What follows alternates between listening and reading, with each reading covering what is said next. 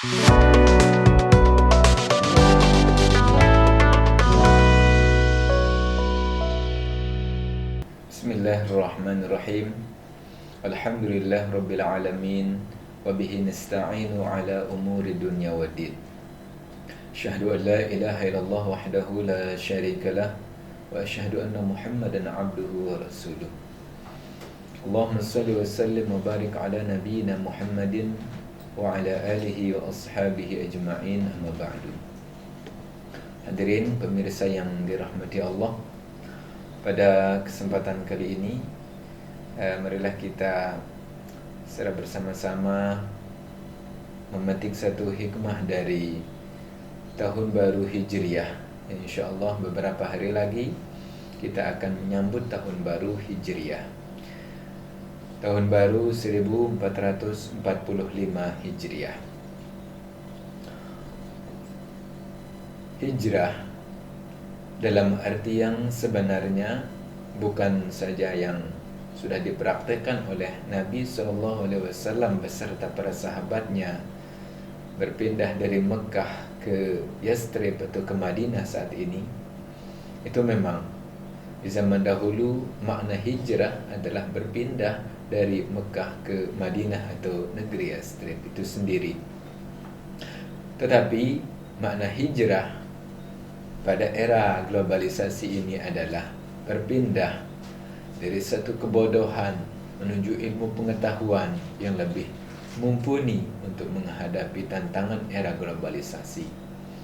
Hijrah dalam arti berpindah dari kebiasaan-kebiasaan buruk kita menuju kebiasaan-kebiasaan yang bermanfaat.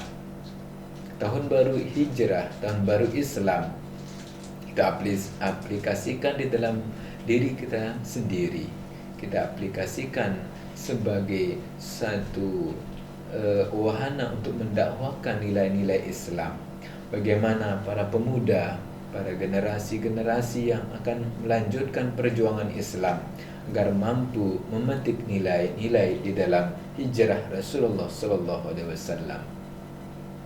Rasulullah SAW menjelaskan di dalam hadisnya yang diriwayatkan dari Abi Hurairah radhiyallahu anhu qala Rasulullah sallallahu alaihi wasallam min husni islamil mar'i tarkuhu ma la ya'nihi. Hadis hasan rawahu Tirmizi wa ghairihi hakaza. Jadi orang Islam terbaik min husni islamil mar'i, dari muslim yang terbaik, Muslim yang sejati adalah Muslim yang mampu meninggalkan sesuatu yang tidak bermanfaat bagi dirinya sendiri. Inilah hakikat hijrah yang sebenarnya harus kita praktekkan pada saat ini, di mana dunia sedang mempengaruhi kita baik secara agama, secara moral, secara intelektual. Kalau kita mampu menyaring, memilah dan memilih mana yang bermanfaat untuk kita, mana yang tidak bermanfaat untuk kita, dapat kita pilih, dapat kita saring, dapat kita aplikasikan segala macam tindakan-tindakan yang bermanfaat untuk diri pribadi, keluarga, masyarakat, nusa, agama dan bangsa. Itu adalah ciri-ciri orang yang sudah melakukan hijrah di era globalisasi. Hijrah di dalam arti adalah berpindah dari satu keburukan menjadi satu kebaikan, berpindah dari keraguan menjadi satu keyakinan, berpindah dari kebodohan menjadi generasi yang memiliki ilmu pengetahuan dan teknologi pada zaman ini.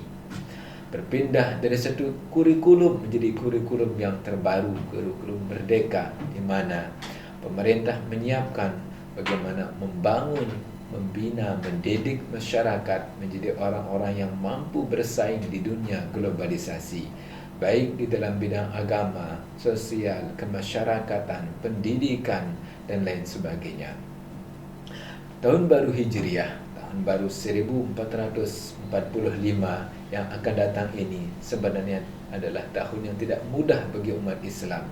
Seperti yang kita saksikan di beberapa media, televisi, medsos dan lain sebagainya, Islam sedang diuji ketangguhannya. Islam sedang diuji kesulitannya, Islam sedang diuji persatuan dan kesatuannya. Apakah mampu memegang prinsip-prinsip hijrah yang pernah dilakukan oleh Rasulullah SAW bersama para sahabatnya?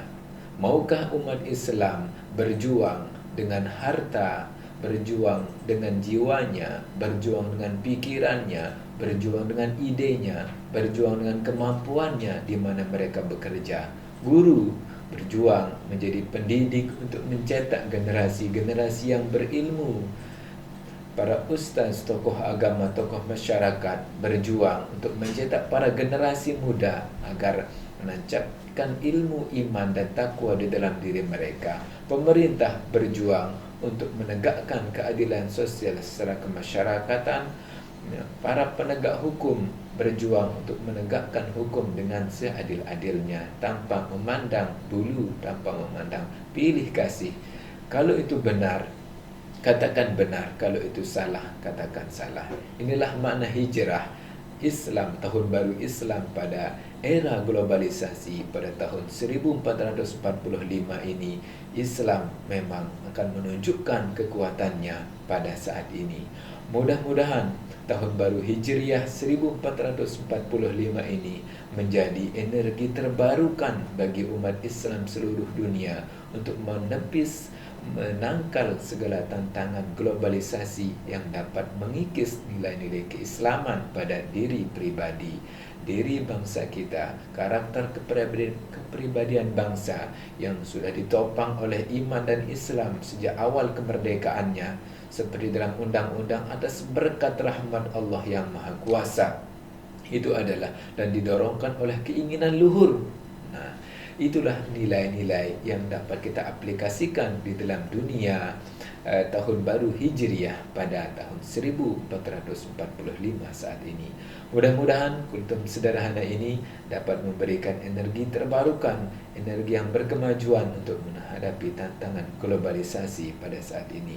Islam adalah agama yang paling tinggi, agama yang paling benar. Jangan sampai ketinggian dan kebenarannya terkalahkan oleh hal-hal yang tidak baik, hal-hal yang tidak benar. Marilah kita sebagai generasi pejuang pemuda Islam untuk mengikat diri, menyatukan diri menjadi satu yang solid untuk menjaga kehebatan, kemarwahan Islam. Kita tunjukkan Islam menjadi agama yang sejati, yang agama yang memberikan kedamaian dan rahmatan lil alamin. Sekian yang dapat kami sampaikan. Mohon maaf atas segala kekurangannya. Wassalamualaikum warahmatullahi wabarakatuh.